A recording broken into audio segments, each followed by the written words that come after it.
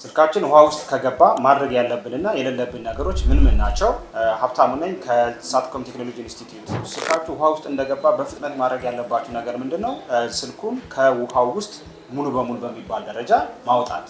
ስልኳችሁ ውሃ ውስጥ ከቆየ ብዙ ውሃ ውስጥ ስለሚገባበት ዳሜጁ በዛው ልክ የሚጨምር ይሆናል ማለት ነው። እሱን ካደረጋችሁ በኋላ ቀጣይ ማድረግ ያለበት ነገር በምንም ሁኔታ ስልካችሁን ኦፍ ማድረግ። በተሻለ መጠን ስልኩን ቶታሊ ኦፍ ካደረጋችሁት ሾርት የመፈጠር እድሉ ወይም ደግሞ ሰርኪዩታችሁ ሾርት የመሆን እድሉ ጠባብ ስለሚሆን ኦፍ መደረግ ይኖርበታል። በሶስተኛ ደረጃ ተነቃቃይ የሚባሉ ነገሮችን እንደ ሲም ካርድ፣ ሚሞሪ ካርድ፣ ባትሪ የሚባሉትን ነገሮች ማውጣት መለያየት ይኖርባችኋል። እሱን ካደረጋችሁ በኋላ ማድረቅ በፎጣ ሊሆን ይችላል፣ በሶፍት ሊሆን ይችላል።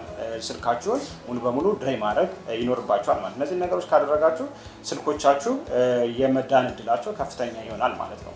ፈጽሞ መደረግ የሌለበት ነገር ደግሞ ስልካችሁ ውሃ ውስጥ ከገባ ሩዝ ውስጥ አለማስገባት ነው። የመጀመሪያው ነገር ብዙ ሰው ያደርገዋል። ይሄን ነገር ሩዝ ውስጥ ውሃው ይደርቃል ተብሎ ስለሚታሰብ የፈጽሞ የተሳሳተ ነገር ነው።